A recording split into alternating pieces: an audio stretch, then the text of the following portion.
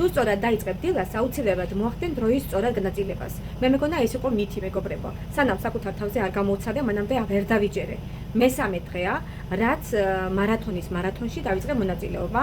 ჩვენმა მენეჯერმა დავიდო ასეთი პირობა, რომ ყოველ დილა 8 საათზე უპირობოდ ყველას უნდა გვევარჯიშა. ეს მეგონა რაღაცა სისულელე, მეთქი რა მოხდება, არაფერი ალბათ. მესამე დღეა ხალხო, ზუსტად გეტყვით, წუთი მაქვს გაწერილი გეგმა და შესრულება. ერთდროულად მე ამას ვერ დავიჯერებდი, სანამ საკუთარ თავზე არ გამოვცადე. მე მეგონა ეს მითი რაღაცა ზღაპრების მოყოლა და არ მჯეროდა. დამიჯერეთ ხალხო, მესამე დღეა.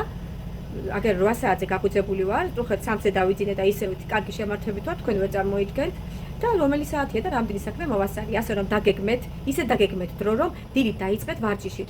არ დამიკარგია ბევრი დრო ვარჯიშზე, 15 წუთზე მეტი არ დამიკარგია და დარწმუნებულები იყავით, რომ მე ვარ ძალიან მაგრა და თუ თქვენ ერთ დღესაც გააკეთებთ და შედეგს დაგიდებთ ერთი დღე, მიხვდებით, რომ მეორე დღეც უნდა გააკეთოთ და ყველაზე მთავარი, თუ პირველ დღეს მეორე დღე აჯობებთ და უფრო კარგად შეასრულებთ გეგმას, უფრო მაგარი იქნება.